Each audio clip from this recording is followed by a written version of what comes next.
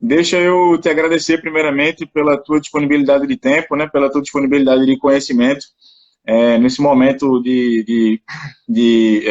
preocupante, né, da nossa sociedade. Acho que é importante esse papel de trabalho remoto, de informar as pessoas sobre os mais variados temas, né? E a gente, vou dizer assim, personagens da bola, entre aspas, a gente tem esse papel nesse momento de trazer conhecimento para esse segmento, né? Pelo menos eu acho que isso é interessante. E te agradecer pela tua atitude nesse momento de nos atender. Obrigado demais. Se por acaso alguém aqui não conheceu o Christian, eu vou pedir para que o Christian faça uma breve apresentação de si, para que o pessoal possa saber um pouquinho melhor quem é o Christian e que você deu o seu cartão de visitas, digamos assim. Tá bom, ô, Rafael, eu te agradeço também a oportunidade. Acho que, assim como você falou, nesse momento de crise de saúde, crise sanitária que a gente está vivendo, é importantíssimo a gente conseguir buscar novas formas aí de se manter conectado e nesse sentido, avançar, né, no que a gente pode nesse momento em termos de conhecimento. Então, para mim é uma grande oportunidade, agradeço a você, né, agradeço ao Anderson pelo convite, né, e agradeço especificamente aí ao Latática. Tenho visto que alguns colegas aí conhecidos entraram também aqui na live, então agradecer também a participação de todos os colegas aí.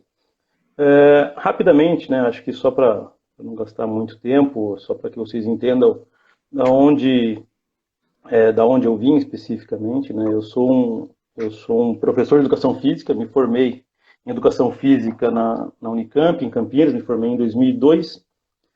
E em 2002, a partir de 2002, eu venho trabalhando na área do futebol, né? Inicialmente numa escolinha, e depois de um período de tempo trabalhando nessa escolinha, eu conheci um grupo de pessoas aí que iniciaram um projeto muito interessante, né? Foi um projeto de um clube do interior de São Paulo, que se chamava Paulínia Futebol Clube, que veio com uma proposta muito inovadora. Foi uma proposta extremamente importante, porque foi uma investida para que a gente conseguisse, já desde do início do processo de formação, aliar as diferentes componentes aí do desempenho do futebol, né? Entre elas aí os aspectos técnicos e táticos, já entendendo eles como um componente único, né? Os aspectos físicos sempre relacionados às questões táticas e então a ideia nossa era sempre integrar e cada vez mais ter uma abordagem sistêmica e ecológica das dimensões aí do futebol. E nesse meio tempo, eu tive a oportunidade aí de ser orientado, né? O nosso coordenador pedagógico foi o professor Alcides Scaglia, que é um grande pensador, um grande professor de educação física, Uma referência. orientador até hoje, né? Em questões acadêmicas, profissionais e pessoais. Então nesse meio tempo, eu tive a oportunidade de conhecer ele, ele me ajudou muito nessa trajetória.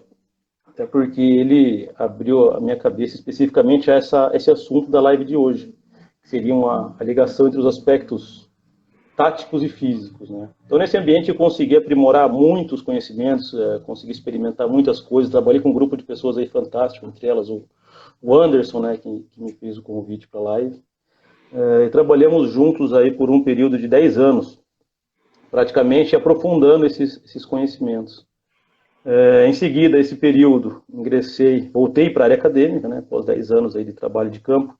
Ingressei na área acadêmica e a gente buscou, junto com o professor Alcides, construir, né, evidências científicas que embasassem melhor essa linha de pensamento, né, já aliando essa questão da parte acadêmica. Então eu comecei o meu mestrado com essa proposta e pesquisamos especificamente adaptações agudas, né, do treinamento com variações táticas e monitorando os aspectos fisiológicos, como eles se manifestavam. E no doutorado vem estudando uma proposta mais crônica, né? Quais são as adaptações crônicas de uma proposta metodológica que tenha essa linha de pensamento. E, felizmente, depois que eu estava já no caminho do doutorado, também tive outra oportunidade de conhecer pessoas aí que foram muito importantes na minha formação, né? Estou me referindo agora ao Carlos Tiengo, que é um grande colega aí de trabalho, e me convidou para integrar as comissões técnicas femininas da seleção, na categoria de base. E, e lá foi uma outra etapa de aprendizagem, é um momento muito interessante, porque a gente tem condições aí de trabalhar em alto nível de performance com profissionais excepcionais. Então, isso também me trouxe uma revolução em termos de conhecimento. Então, também sou muito grato. Atualmente, sou na lista de desempenho da seleção sub-20 feminina. Trabalho junto com uma comissão técnica fantástica que entende muito bem essa ligação entre os fatores técnicos e táticos e fisiológicos. A gente trabalha extremamente integrado, então isso é muito bacana. Agora estamos nessa etapa aqui do campeonato, participamos da primeira etapa, primeira fase, né, do Campeonato Sul-Americano. Segunda etapa a gente não conseguiu jogar, a fase final, que seria classificatória especificamente para o Mundial da categoria, por conta da paralisação das competições. Mas estamos aí na expectativa de que logo a gente tenha um calendário para isso e aí voltem as nossas atividades. Eu acho que basicamente essa foi a minha trajetória até esse momento. Show, Cristian, obrigado. Muita história no futebol, né? Muita coisa para contar, interessante. Interessante a tua parceria com o Skyler, que é de fato uma referência. Um professor que quando eu cursei educação física também lia muito as coisas que ele produziu, e é interessante tocar nesse ponto. Para que a gente inicie já pegando o gancho para iniciar no tema da live, a gente sabe hoje em dia que a preparação física, nesse sentido, como tu falou, alinhando a parte física com a parte tática, ela evoluiu, né? Ou seja, a gente tinha um pressuposto lá atrás e que o atleta de futebol, ele era igual, independente da posição que ele ocupasse em campo, né? Talvez tivesse ali uma ideia mais clara sobre a separação apenas do goleiro. A preparação física era igual para todos, independente da posição. E hoje a gente vê a preparação física cada vez mais segmentada por posição, né? Cada vez mais segmentada de acordo com as demandas fisiológicas e os impactos fisiológicos que o jogo tem no atleta, de acordo com sua posição ou com sua função em campo. O que é que tu acredita nesse sentido, que o atleta tem uma característica específica para uma função ou para uma posição, e tu também acredita que, vou até emendar uma outra pergunta, que na formação o atleta pode apresentar características físicas que encaminhem ele para uma posição e não para outra? Bom, eu vou tentar dividir em dois momentos, né, já que você fez duas perguntas. Eu acredito que com relação à primeira, assim, eu estou de acordo, acho que a gente passou durante um período de tempo até bastante grande, buscando justamente tratar de maneira igual as capacidades físicas dentro de um processo de preparação, né? Mas percebo também que isso se deve muito à manifestação de alguns profissionais que realmente conduziam as coisas dessa forma, até porque a gente sabe que esse conhecimento na questão da individualidade biológica e da especificidade em função dos seus esforços, ela já era bastante conhecida há um bom tempo, né? Então, eu acho que isso que a gente está vivendo hoje, ou seja, dessa questão de diferenciar cada vez mais as suas capacidades, as suas condições atléticas frente às necessidades que o jogador exige, eu acho que vamos falar assim, é uma evolução muito interessante, até porque não estamos mais agora falando somente de capacidades físicas, né? Estamos integrando justamente uma aptidão atlética com determinadas prevalências em termos de capacidade física para uma determinada função no jogo, né? Então, eu acho que a gente aplicou de maneira talvez indiscriminada durante muito tempo, e aí me coloco nessa, nós profissionais de educação física, né? Sem considerar essas individualidades. Mas, de qualquer maneira, acho que a gente já vem caminhando há um certo tempo no melhor entendimento dessas capacidades, das necessidades que esses atletas aí têm. Então, quando a gente pensa nessas características físicas, né, talvez hoje em dia, eu não sei se a gente consegue, através da evolução, especificamente das ciências humanas, né, quando a gente começa a entender que a aptidão atlética do jogador, a aptidão para o desempenho de um jogador de futebol, ele é multifatorial, né? A gente entende que diversas possibilidades de êxito podem acontecer.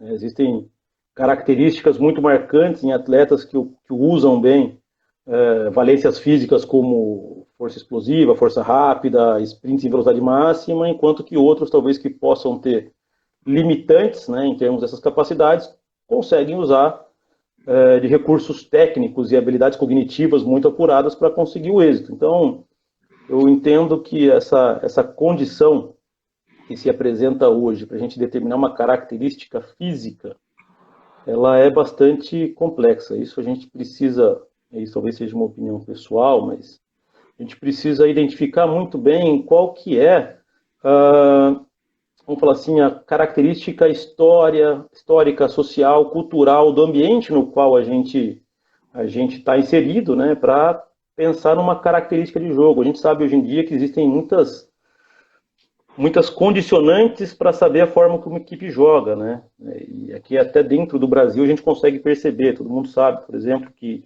para se jogar numa equipe com uma característica do Corinthians, geralmente se busca jogadores mais aguerridos, um pouco mais voluntariosos em alguns aspectos, enquanto que se joga em outras equipes tem uma característica de prevalência, já que o contexto histórico daquele clube leva para uma condição um pouco mais, talvez, técnica, né?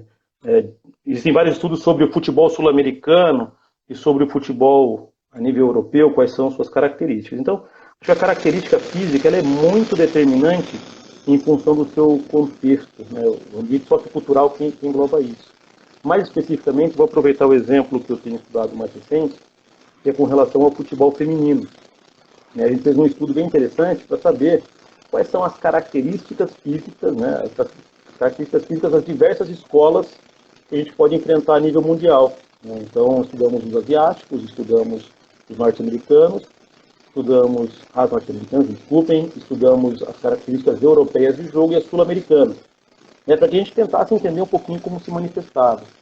Então, é difícil a gente falar uma característica ideal, mas a gente sabe que tem algumas características muito evidentes. Por exemplo, se você olha para os asiáticos, em termos de distância percorrida, que seria uma variável de resistência de mais baixa intensidade, coletivamente é a equipe que mais percorre distâncias. Eles passam dos 120 quilômetros coletivos, ou seja, as 11 jogadoras percorrem mais de 120 quilômetros coletivos. Se a gente olhar, de repente, uma característica europeia, eles percorrem um pouco abaixo aí dos 110 quilômetros a nível coletivo. Mas eles têm uma característica de mais sprints de alta intensidade. Olhando a escola norte-americana, eles têm uma característica de alta intensidade, porém as valências físicas são muito nas disputas corporais, valências de força corpo a corpo, talvez pela característica das formações nesse sentido. Então, quando a gente pensa nas características ideais, eu particularmente temos adotado isso junto à Comissão Técnica da Seleção, nós temos que encontrar o nosso ideal, a nossa característica sul-americana de jogo, e aí sim, em cima disso, investir nos treinamentos para que a gente se especialize dentro da nossa situação.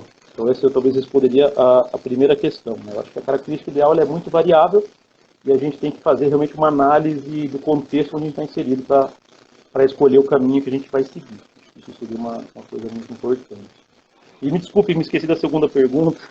Qual que seria a segunda pergunta? Era em relação ao jogador para se existe um perfil de jogador ideal na formação que pode indicar que aquele jogador encaixa melhor numa posição ou outra. Mas deixa eu só pegar um gancho, Cristian, nisso que tu falou. Perfeito.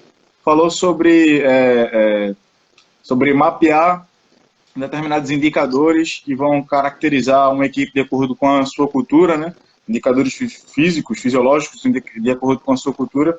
E eu fiquei pensando aqui, estava te ouvindo falar, fiquei pensando se também seria possível fazer isso de acordo com o modelo de jogo, se tu conhece algum estudo que tenha feito isso, se é possível mapear.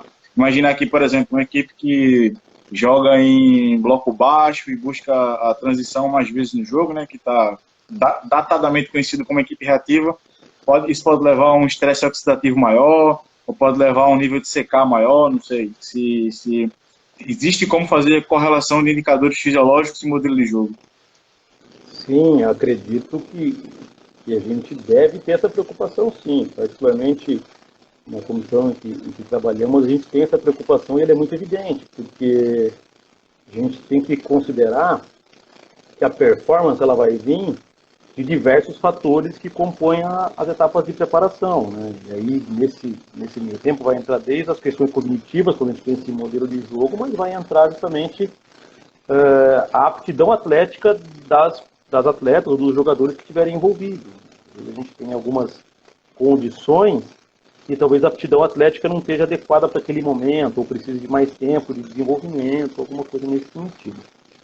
O que a gente tem investido em termos de conhecer um pouquinho mais? Né? A gente percebeu que quando a gente começa a disputar partidas em alto nível, e estamos tendo já as partidas a nível mundial, um dos principais diferenciais que a gente identificou, né, foi com relação às distâncias percorridas em alta intensidade.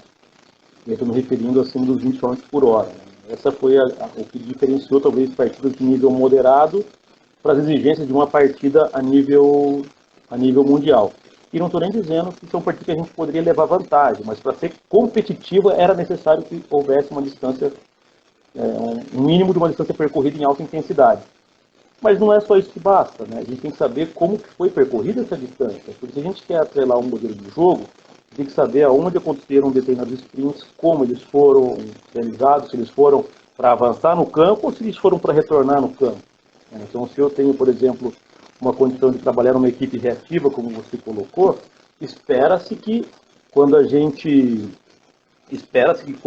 tenha sucesso num modelo de jogo como esse, os sprints sejam sempre na direção positiva, sejam na direção de avançar no campo para reagir e explorar os espaços deixados. Se a gente identificar que esses sprints são retornos, por exemplo, muito possivelmente esse determinado modelo de jogo não está sendo bem aplicado naquela partida. Né? A gente sabe que isso é bem variável, mas isso talvez possa ser um exemplo de um estudo que foi aprimorado pela nossa comissão, junto com o fisiologista, né?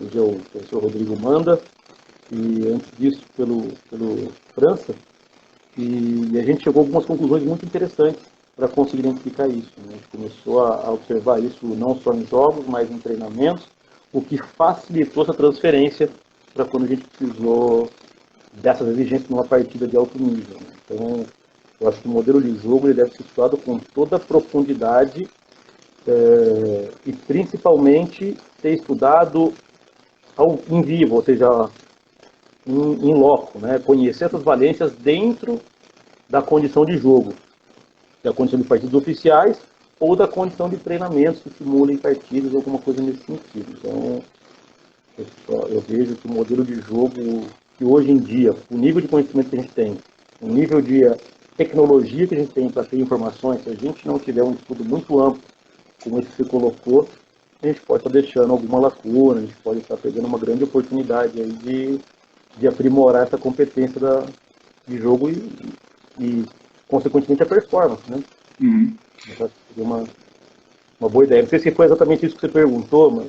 Não, sim, eu achei interessante a tua resposta na medida que tu fala que é possível, a partir de alguns indicadores, como, por exemplo, a direção dos sprints de alta velocidade, verificar se o meu modelo, de fato, está sendo estabelecido, está sendo executado ou não.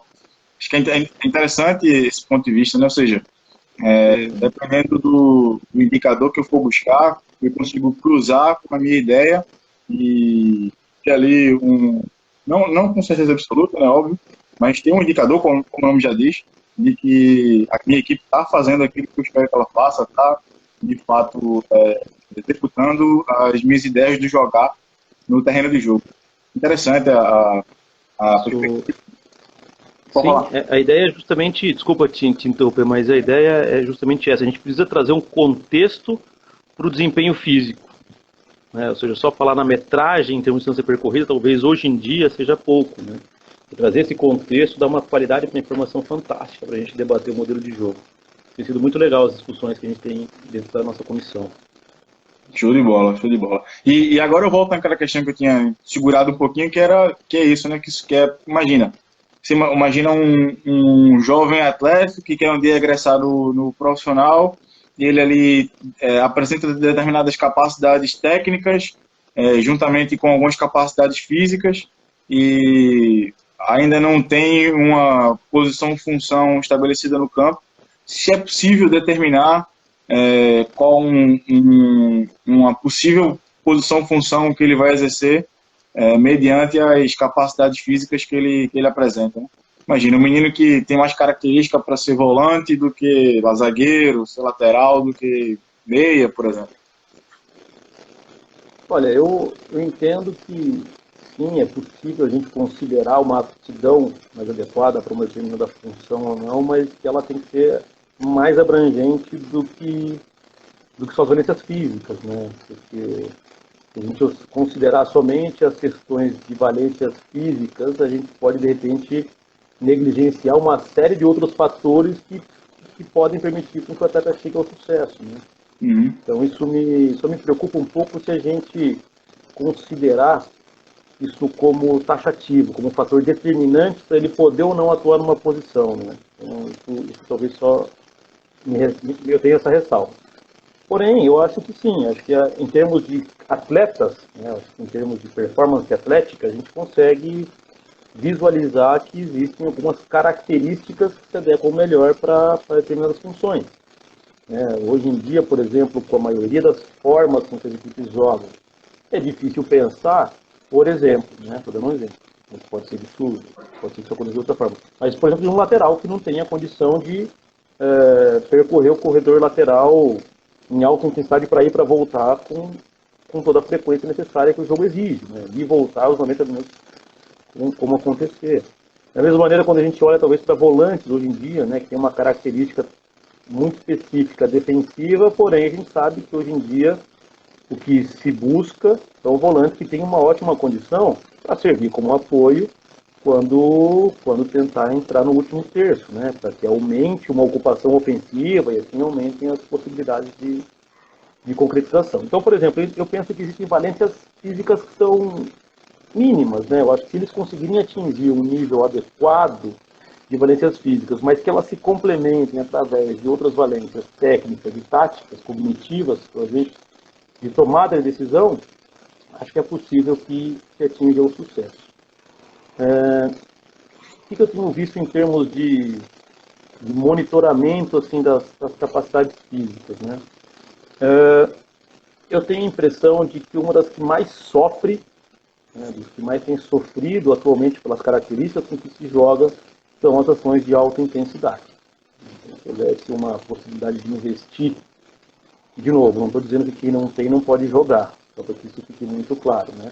Mas se tivesse que investir, talvez investiria os esforços em melhorar as valências de alta intensidade, naturalmente respeitando todas as condições maturacionais de jovens atletas para que isso não acarrete num prejuízo. Mas eu investiria nessas características de alta intensidade. Eu acho que hoje em dia elas têm sido bastante decisivas em termos de desempenho. Isso é uma das possibilidades. Pode ser uma limitante, Christian, para um atleta chegar no alto nível? Você esperar que, por exemplo, um atleta tenha um determinado nível de frequência, como para pegar o exemplo que tu utilizou, de frequência de sprint no corredor lateral para ser um lateral, e entender que para que ele desempenhe, que ele performe em alto nível, né, no mais alto nível, ele tem que ter ali, estar dentro de uma margem, e se o atleta não conseguir atingir aquela margem, dificilmente ele vai conseguir chegar no alto nível. Tem como mais ou menos predizer, é óbvio que não é algo determinante, como você falou, mas pode ser um indicativo. Sim, olha, infelizmente eu acho que pode trazer sim algumas dificuldades, né? Sim, tem níveis para tudo, mas pode sim. A condição atlética, ela para jogar em alta performance hoje, ela é decisiva.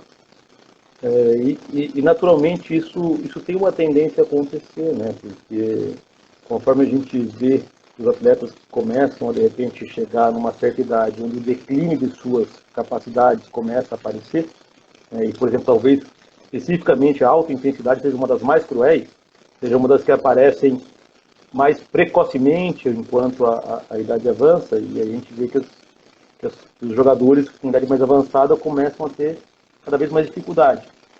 Então, de um modo geral, acho que sim, pode acontecer, mas a gente tem muitos exemplos de superação nesse sentido, né? Jogadores que atuam em altíssimo nível até próximo dos 40 anos e até um pouquinho mais. Claro que são atletas que, durante toda a sua carreira, tiveram uma preocupação em termos de cuidar do seu corpo, né? Ou seja, todos os cuidados adequados em relação vamos falar assim, a treinamento, recuperações, dieta, enfim, foram seguidos e aí eles conseguem ter uma carreira talvez um pouquinho mais longa nesse sentido. Então, percebo que é uma tendência, né? Depois dos 30 anos, as habilidades atléticas tendem a reduzir um pouquinho, que traz algumas dificuldades. Então, pode ser um fator limitante, mas acho que de exclusão, acho que ainda não. Ainda temos possibilidades, porque a gente sabe que o sucesso a nível cognitivo, ele é muito importante. Às vezes a pessoa perde um pouquinho em termos de velocidade na distância percorrida, mas ganha em tomada de decisão. E a gente sabe que se o cara começa o sprint antes, talvez dificilmente ele vai ser alcançado em 5 metros. Ele pode ser ainda muito competitivo. A gente tem alguns exemplos bem interessantes no Brasil que aconteceram coisas parecidas. Então, sim, é difícil, mas acho que a nível de exclusão ainda não.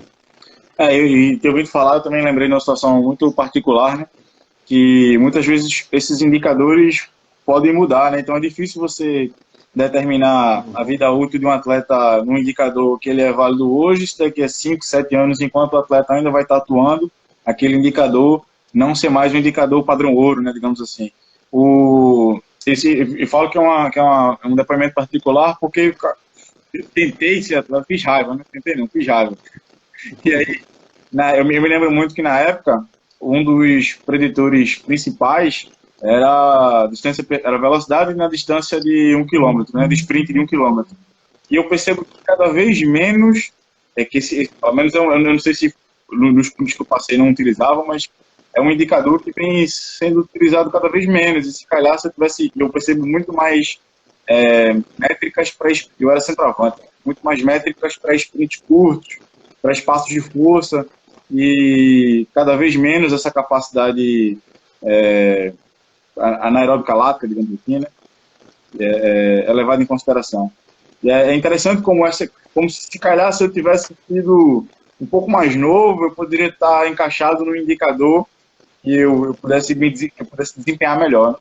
É interessante essa questão também de olhar para o caminhar da ciência nesse sentido, no espaço de tempo, junto com o desenvolver do esporte.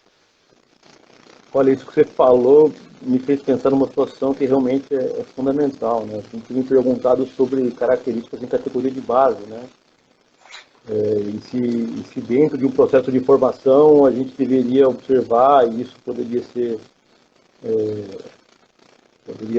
levar a gente a tomar algumas decisões em termos de proposta de treino em cima disso. E isso me fez pensar numa situação muito importante, né? A gente tem que pensar que o atleta que tem hoje aí seus 11, 12, 13 anos, ele não vai jogar o futebol de hoje em alto nível, né? Ele vai jogar o futebol daqui a 10 anos, quando ele tiver seus 23 anos. Exato. Aí sim ele vai estar próximo de tomar uma performance. E a gente tem uma dificuldade enorme de analisar como que vai ser o contexto de jogo daqui a 10 anos, né? Então, talvez seja mais um motivo de que isso não pode ser um fator excludente. A gente tem que considerar essas variáveis, claro que tem aptidões mínimas para o desempenho em outro nível, mas a nível de exclusão a gente às vezes comete algumas falhas. Então, acho que é importante destacar isso, né? A gente tem que fazer um exercício muito grande de tentar prever como é que para que caminho o futebol vai caminhar, né? Ou seja, tentar olhar para o jogo hoje e perceber quais são os indicativos que o jogo dá, para que caminho ele vai nos levar, para que a gente consiga adaptar mais rápido, né? Para que a gente consiga fazer o atleta de 13, 14, né, como falou, preparar ele para o futebol do futuro, não para o futebol de agora, né? Perfeito, isso mesmo. Difícil, né? Pois é, eu acho que cada vez isso só corrobora mais com uma tática e a parte física, né? Muita gente questiona até a divisão das dimensões, elas têm que caminhar no mesmo sentido, né? Porque olhando para uma que a gente entende qual é a adaptação que a outra vai precisar sofrer. Ou seja, se eu percebo que o jogo está cada vez menor, no espaço de campo cada vez menor, isso implica em demandas físicas diferentes, né? Então, tentar fazer esse exercício de previsão é uma maneira de preparar melhor os atletas. Perfeito. E isso só é possível se a gente tem realmente uma atenção muito grande nas tendências e consegue acompanhar o que a gente vai receber de informações a nível científico, quais são as evidências, né? Então, de fato, é um exercício interminável, né? Tem que continuar fazendo isso ao longo da vida para que a gente sempre se mantenha aí, pelo menos junto com as demais potências aí no mundo em termos de futebol. Então, realmente é uma questão interessante. Show de bola. Bom, avisar que o José Franca fez uma pergunta, eu vou segurar um pouco as perguntas para soltar nos 20 minutos finais, a gente seguir o roteiro certinho e também para que vocês fiquem aqui até o final, né? Para vocês verem essas perguntas sendo respondidas pelo Cristo. Bom, Cristo, tu acredita que existe uma distância, uma metragem ideal nas distâncias percorridas nos espaços de força? Tu tem essa ideia? Olha, essa ideia de metragem ideal, talvez ela seja bastante complexa, porque a gente sabe que dependendo da característica, da forma com que a equipe joga, talvez esses espaços ideais sejam maiores ou menores, né? Vou citar um exemplo, talvez uma equipe que tem uma característica de marcar em bloco médio, por exemplo, né? Quando acontece uma recuperação, ela tem uma determinada metragem maior, né, para ocupar nesses espaços de força do que uma equipe que marca em bloco alto. Então, isso tem uma certa variação.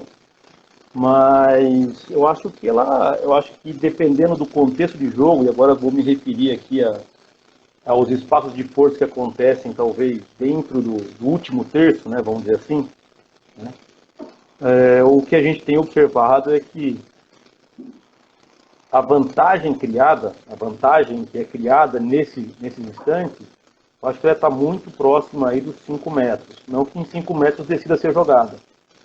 Porque após esses 5 metros, eu acho que essa vantagem criada, o atleta ele já não perde mais até a conclusão da jogada. Ou seja, ele vai manter a vantagem que ele adquiriu nesse espaço de força durante um período de tempo e aí vai ser até a conclusão da jogada. Ele vai ter que correr mais do que 5. Mas eu acho que num espaço, talvez, aí estou considerando agora, pelo que eu tenho acompanhado nas partidas, quando acontece isso nessas condições, né? Eu acho que em 5 metros eles já conseguem definir a vantagem tática, a vantagem posicional, ou seja, está mais próximo do alvo do que o seu marcador e que aí, conquistar essa vantagem nesse instante, ele vai depender do contexto da jogada para ver até onde ele vai perseguir. Então, em 5 metros, acho que ele já consegue tirar vantagem, e aí se ele vai ter que percorrer mais 5, ou mais 10, ou mais 15, por exemplo, vai ser muito variável em termos dos contextos, né? Bom, os espaços, eu estou me referindo principalmente aos espaços no corredor central. Geralmente eles são mais curtos, explosivos mesmo. Mas eu acho que quando a gente entende que isso também pode acontecer em condições de faixas laterais, eu acho que talvez a gente tenha aí uma ampliação desses espaços. Eu acho que acima de 5, inclusive até próximo de 10 metros para criar essa vantagem. Por quê? Porque normalmente nessas situações, né, o defensor tem mais possibilidade de se recuperar. Então, para que realmente ele considere a vantagem para deixar o seu adversário batido num lance como esse, por exemplo, ele vai ter que percorrer talvez uma distância um pouquinho mais significativa. Mas, de novo, isso é variável em termos de modelo de jogo, né? Tem treinadores que optam por não ocupar, não usar muitos espaços de força na faixa lateral e mais pelo central e vice-versa. Estou considerando um exemplo mais global em função de algumas partidas que eu tenho acompanhado. E isso também acho que se assemelha bastante no futebol praticado por mulheres. Elas também têm essa característica de buscar essa vantagem muito próximo do último terço, de maneira mais explosiva e curta, e talvez a faixa lateral com um pouco mais de espaço para progredir. O que é importante? Quanto menor o espaço para resolver essas questões, melhor tem que ser a tomada de decisão, né? Porque ao mesmo tempo que ele vai criar vantagem cinética, ele vai ter que sair do campo visual, vai ter que analisar o contexto, a velocidade com que chega a bola, analisar entrada e saída da linha de defesa para não entrar em condições de impedimento, entre outras variáveis. Então é tudo condicionado a outros elementos. Eu tenho uma certa dificuldade para entender as ações exclusivamente físicas. Eu acho que a gente pode, de modo mais geral, considerar entre 5 metros para criar vantagem. E aí o que for necessário para decidir a jogada, numa faixa lateral entre 5 e 10 metros para conquistar a vantagem, e aí o que for necessário. Então, a vantagem pode ser conquistada em 10 metros, mas às vezes o lateral vai ter que percorrer 40 até decidir. Exato. Então, fui claro nesse sentido? Ou seja, Sim. não estou considerando o sprint total, estou considerando a criação da vantagem pelo espaço de força, certo? Sim. Deu para entender. E essa metragem é importante, por mais que ela seja uma noção geral, né, e não um espaço como um todo, porque até para um treinador montar um exercício num dia de treino, ele tem alguma referência ali, né? Para que ele consiga causar as adaptações nos espaços de força que ele deseja, né? Como, por exemplo, um médio, a forma como o médio domina orientado saindo de uma possível abordagem, né? Para que sentido ele vai fazer, para conseguir adquirir essa vantagem. Eu acho que mais uma vez, um cruzamento entre a parte física e a parte tática, né? Nesse sentido. Sim, perfeito. Assim, eu tenho dificuldade até de pensar nas coisas descontextualizadas, né? Quando enxergo o fenômeno, eu entendo que existem algumas características gerais, mas quando chega na especificidade necessária para a equipe de alta performance, a gente tem que considerar tudo isso de uma maneira muito integrada, né? Eu também, Cristian, sou adepto dessa ideia. Eu faço a diferenciação das dimensões do jogo por uma questão muito mais didática do que achar que elas se expressam de maneira individual na prática, né? Acho que é um fenômeno complexo, conjunto, e acho que elas caminham de mão dadas e uma leva a outra para o mesmo caminho, né? Aquilo que eu falei, né? Se o jogo está menor, vou causar adaptações diferentes. Perfeito. É nessa linha mesmo. Eu penso dessa forma. Oi? É o fenômeno cada vez mais trazer especificidade, né? Isso não só em termos de ação motora, mas especificidade de ação mesmo, ação de contextualizada. Acho que isso é bacana. E eu me lembrei de um debate que eu estava tendo ontem com um colega, que eu acho que também vai nesse sentido, que a gente tem o costume de brincar, ontem não, né, alguns dias, a gente tem o costume de brincar um pouco, de fazer o exercício de se o jogador de antigamente jogaria hoje, se o jogador de hoje jogaria antigamente. É muito difícil fazer esse exercício, porque a gente não sabe como o jogador de antigamente se adaptaria aos estímulos de hoje, né? Ou seja, as capacidades físicas que ele apresentou para performar bem lá atrás, talvez não sejam as mesmas que ele precisa apresentar no futebol de hoje. A gente não sabe se ele, fisiologicamente, conseguiria desenvolver as capacidades para ser um atleta de alto nível hoje. Talvez ele tivesse predisposição genética para as capacidades daquela época e não para as de hoje, dentro daquela posição que ele exerce. Talvez ele jogasse em uma posição diferente por causa disso. É um debate muito complexo, né? Você tem razão. A gente tem uma tendência muito também a olhar os grandes atacantes que jogaram nesses momentos aí mais, assim, década de 70, 80, né? Mas a gente tem que levar em conta todas as outras posições e realmente a gente não sabe, né, como seria essa adaptação. Já me fizeram esse tipo de pergunta. Eu particularmente, percebo que realmente os atletas que foram realmente destaques em suas épocas, hoje em dia acho que teriam condições de se adaptar. Por quê? Porque a gente entende que se o camarada, naquele contexto, com treinamentos mais rudimentares, conseguiu atingir uma boa performance, com um bom treinamento, a tendência é que ele pudesse ter um melhor desempenho. Mas isso é uma discussão mais ampla. Fiz um comentário porque também tive esse debate há um tempo atrás. Também tem o outro lado da moeda, né? Ou seja, que na mesma medida ele desenvolveu capacidades que talvez não sejam as melhores para o jogo de hoje, ele também, a interrogação serve para os dois lados, né? Talvez ele desenvolvesse e fosse até melhor. Isso, foi isso que eu pensei. Numa dessas, até me perguntaram, você acha que o Pelé seria tudo que foi hoje? Eu falei, pô, numa dessas seria até mais, porque exato. Se com um treino limitado ele foi naquela condição, né? Fizeram o cara correr, teste de Cooper direto, um monte de capacidade aeróbica, o destaque dele era explosão. De repente, com um treino bom hoje em dia, qual seria? Enfim, né? Exatamente. Pois é. É um debate interessante. É um exercício gostoso de fazer. E mais um aspecto, para entrar em outro tópico da nossa pauta, mais um aspecto que também mudou no jogo, acredito eu, é a noção de, principalmente no jogo de posição, né? A noção de que eu preciso ter a bola sempre comigo, então eu vou desenvolver mecanismos para que eu tenha a bola mais vezes comigo. Eu tenho a sensação que a transição defensiva, de maneira organizada, coletiva e estruturada, vem daí. E a gente pode fazer uma mensuração não sei, mas fazer uma explanação das diferenças para as coberturas curtas e longas numa pressão pós-perda, né? Ou seja, diferença do desgaste para esses espaços, né? Entendi. Está próximo na pressão pós-perda e está longe. Sim, perfeito. Olha, tudo vai da sua taxa de sucesso para essas ações ou não, né?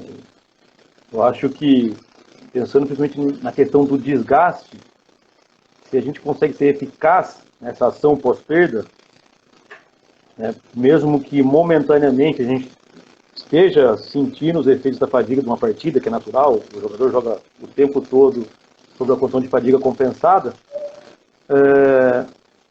eu acho que se a gente, com certeza, tem realmente uma transição defensiva bem estruturada, com uma alta taxa de sucessos, né, onde necessariamente as pessoas que estão próximo da bola têm que ter um senso de urgência muito alto para que no instante em que isso aconteça, e se possível, uma fração de segundos antes de acontecer efetivamente a perda, já começar a pensar numa forma de redução do ataque, da velocidade do ataque adversário, eu acho que o desgaste ele passa a ser muito menor. Né? Eu acho que vai da eficácia da sua ação. Porque se de fato a gente tem uma reação pós-perda, mas que permite com que o adversário escape, né, que não haja uma organização coletiva, né, que haja, por exemplo, uma ação mais local, mas de repente pessoas estão longe do centro de jogo, por um senso de urgência não tão grande, demoram para, de repente, estruturar uma linha de defesa, vai ter que percorrer 50 metros para trás perseguindo essa jogada. Então vai, assim, se realmente é possível colocar uma transição defensiva do jeito que pensa-se no modelo ideal, pensando nesses conceitos mais modernos de futebol, eu penso que a questão do desgaste, ela é relativa. Porque por mais que durante o momento da ação a gente tenha sensações de fadiga, se a gente for efetivo, a gente vai ter isso por um período curto de tempo. E com o posse de bola, a gente acaba criando condições, mecanismos, para, de repente, permitir com que os atletas mais desgastados consigam se organizar. Né? A gente tem um termo que frequentemente tem sido utilizado pela nossa comissão técnica, proposto aí pelo treinador, que é muito interessante, que é a questão da solidariedade. Tem que identificar como está a condição momentânea de determinado jogador para exigir que ele faça uma determinada função ou outra. E se ele não puder, alguém vai ter que fazer. Né? Porque senão os 10 jogadores envolvidos vão ter que retornar em alta intensidade. Aí o desgaste passa a ser muito maior. Então, a ideia da conscientização de que se a gente sincronizar os esforços, de quem está perto, obviamente o senso de urgência tem que ser muito maior, e de quem está longe, a responsabilidade de ter que se organizar rapidamente para fechar e coletivamente sincronizar esses esforços, a taxa de sucesso passa a ser alta. Em termos de desgaste, acho que isso reduz muito bem. O problema é se a gente tem uma dessincronia. De repente, alguém reage numa velocidade, outro reage em outra velocidade, a taxa de sucesso diminui, a frequência de corridas de retorno defensivo começa a aumentar e aí sim o desgaste aumenta muito. A gente tem adotado um termo bem interessante, que é o controle das ações do jogo. E quando essas coisas acontecem de maneira sincronizada, tanto ofensivamente quanto defensivamente, a gente consegue, a equipe que tem esse domínio dessas ações, consegue suplantar a outra em termos físicos, né? Porque ela vai controlar o ritmo dos esforços de acordo com o que ela se sente confortável e fazendo com que o adversário tenha que realmente trabalhar de maneira reativa, que é muito mais desgastante. Então, acho que nesse sentido, o desgaste ele vai ser muito relativo em relação à eficácia. Então, o que eu acho que é importante? Começar a ter um olhar coletivo para quais são os sinais dentro do contexto da jogada que já te indicam que você vai ter que ter um senso de urgência maior logo depois da ação ofensiva. Né? Esse senso de urgência talvez seja uma das coisas que tem que ser investido. Quanto maior o senso de urgência, maior tem que ser a reação coletiva em relação a essa ação. Show de bola. E isso, eu acho que... Claro, né? Oi, desculpa? Não sei se me fiz claro, mas tentando responder essa questão da ação pós-perda e desgaste. Fez sim, e isso me fez refletir também no sentido de que quanto maior o senso de urgência coletivo, né, mais sucesso eu vou ter na ação e menos desmotivado eu vou estar para para a ação seguinte, ou seja, mais motivado eu vou estar para a ação seguinte. No sentido de que eu imagino que uma equipe que exerce uma pressão pós-perda de maneira desincronizada e com senso de urgência não bem estabelecido, ela tem a maior chance de ter sucesso. A repetição do insucesso gera desmotivação e gera quebra do modelo, né? Ou seja, eu vou parar de fazer porque eu estou vendo que aquilo não dá certo. Quando falo, eu falo enquanto atleta. Perfeito. E a gente tem uma tendência a reduzir o número de tentativas de coisas que não estão dando certo, né? Acho que as pessoas são sempre inteligentes no sentido de perceber, oh, isso está falhando. Temos que conseguir solucionar de uma outra forma. Acho que é a tendência que você falou. Uhum. Mas vai diretamente no ponto de que é importantíssimo ter um modelo de jogo muito bem definido e treinado para que as ações sejam visualizadas por todos a partir do mesmo ponto de vista, para que tomem decisões sincronizadas e sejam bem acertadas. Isso é o fator decisivo.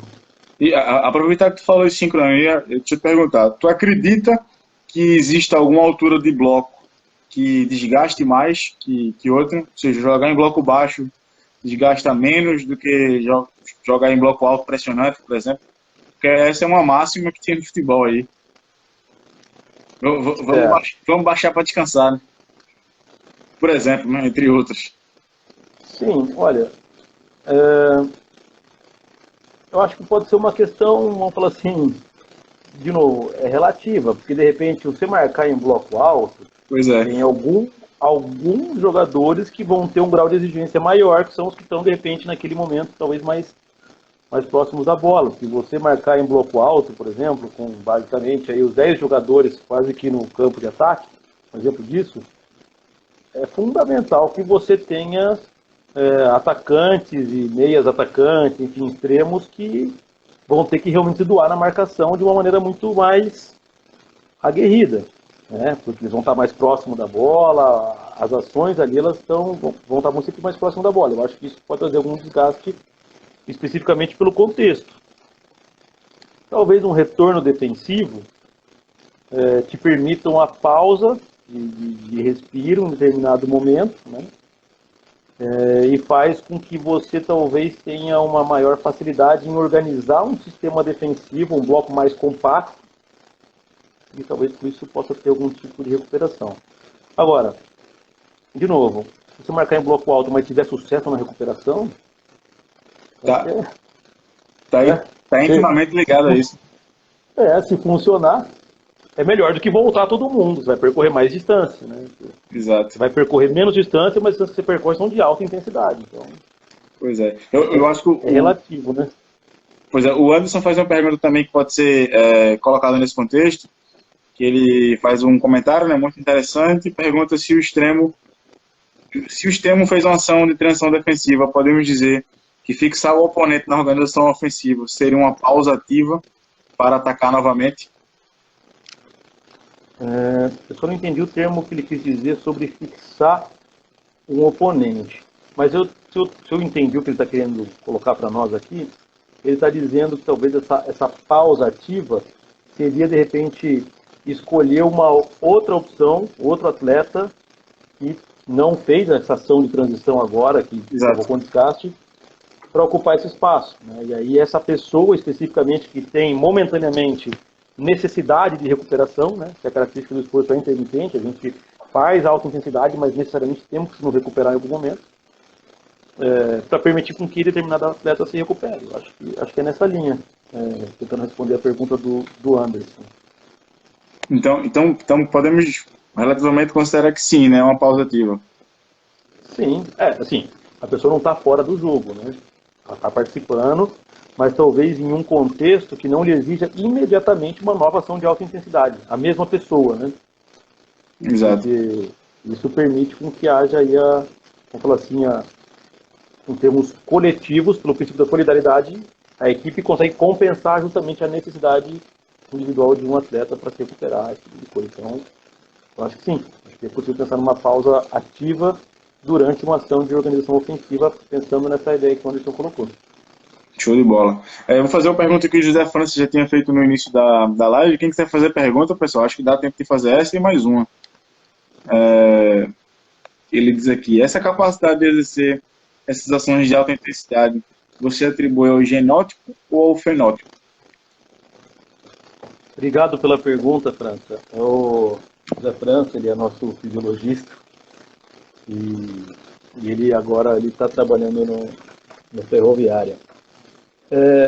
Olha, sobre isso, a gente sabe que a característica em termos de fibras musculares, né, a tipagem de fibras musculares, ela tem um componente genético importante. Né? Existe um genótipo por trás que mostra o quanto cada um de nós pode expressar em fibras do tipo 1 ou do tipo 2, ou mais lentas ou mais rápidas, nesse sentido. Mas como no futebol, eu acho que ele não é uma... Vou falar assim, a capacidade de alta intensidade, apesar de ela ser mais exigida, o que nos interessa mais especificamente talvez não seja percorrer a máxima velocidade uma vez numa partida, mas repetir isso ao longo do jogo, talvez muito diferente de um velocista, né? Uhum. Aí sim o componente genético eu acho que é um pouco mais cruel. E quando a gente pensa nessa capacidade de alta intensidade para atletas de futebol, eu acho que é muito mais importante a gente considerar uma velocidade ótima. Não precisa ser a máxima a todo momento. Ela tem que ser ótima e suficiente para superar um adversário. Tanto que quando a gente olha assim, a evolução dessa capacidade ao longo da carreira dos jogadores, e a gente parar para analisar estudos a longo prazo, vão mostrar para nós que depois dos 21, 22 anos, vamos falar assim, os atletas atingem a sua máxima velocidade e eles mantêm essa velocidade de maneira muito linear até o próximo do fim da sua carreira, quando começa a entrar em declínio. Então não é uma capacidade que depois dos 20 continua evoluindo, né, em outras formas. Ele tem sua taxa máxima adequada para jogar futebol e ela se mantém, ela é pouco variável. Né? Depois outros preparadores físicos podem colocar isso para a gente quiser complementar. Então, como é uma questão não necessariamente máxima, mas sim ótima, né, para determinada ação, eu acho que o histórico de treino e a bagagem que essa pessoa traz em termos de treinamento é mais decisivo. Então, respondendo a pergunta agora do França, tenho acreditado que se a pessoa tem aí um nível adequado dessas valências, eu acho que está tranquilo. Então, eu atribuo muito mais ao fenótipo hoje em dia. Acho que o treinamento é capaz de oferecer as condições para que o atleta consiga desempenhar suas funções em campo, esse tipo de coisa. Show de bola. O Marcelo Underline Souza pergunta: podemos fazer perguntas? Marcelo, a gente não tem mais muito tempo, mas se for uma pergunta de resposta, você já poderia, ao invés de ter perguntado se poderia fazer uma pergunta, já ter feito a pergunta, né, Marcelo? A gente já não tem muito tempo. Deixa eu, se correr aí na pergunta, se calhar a gente consegue. O preparador físico Vitor desculpa, Vitor, se eu tiver lido o teu nome errado. Vitor Nemes. Professor, se eu conseguir responder rapidinho, em um minutinho, vai ser ótimo, por causa do tempo da live aqui do Instagram. Tá bom.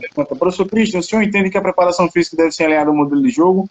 Ou o modelo tradicional de preparação física ainda é aplicável?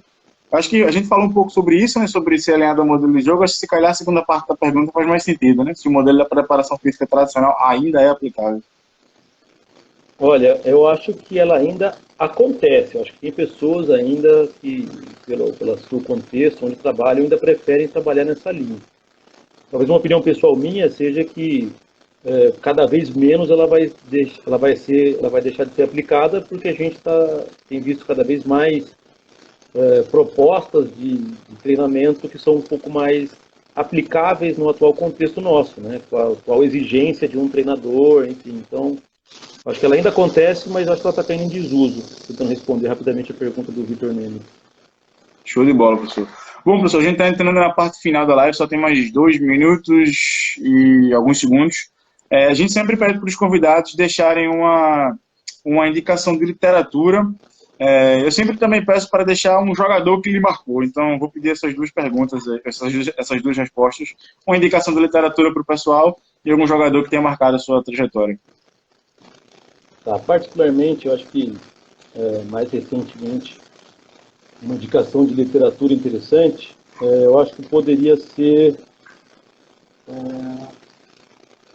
olha, eu tenho um livro que me marcou muito, mas ele esteja muito mais amarrado na questão da preparação tradicional, né?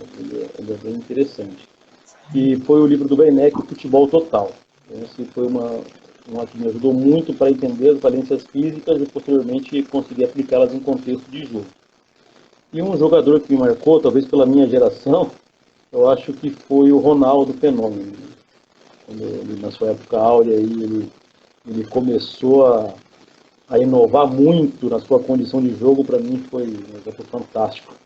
Então acho que são duas condições aí. Deixaria talvez o futebol total do Werneck e a questão do Ronaldo. As duas perguntas que você me fez. Show de bola, professor. A gente vai depois pegar a capa do livro, né, o print da capa, para saltar aqui nos stories, para o pessoal que ficou curioso. Deixa eu mais uma vez, nesse minuto final, agradecer a disponibilidade de tempo, a disponibilidade de conhecimento. O bate-papo foi muito legal, muito esclarecedor. Eu, particularmente, tirei algumas dúvidas e aspectos que eu pensava. Acho que esse debate é interessante. Muito obrigado, professor, pelo tempo. Olha, eu que agradeço a oportunidade, Rafael, o convite do Anderson. Foi um bate-papo fantástico. Acho que foi muito bom, me senti bem à vontade. Agradeço a oportunidade de vocês também. Agradecer a todos os participantes também aí que estão acompanhando a live.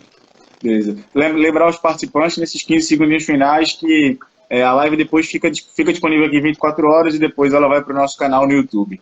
Beleza? Obrigado pelo seu abraço e até a próxima. Até a próxima. Obrigado, Rafael. Tchau, tchau.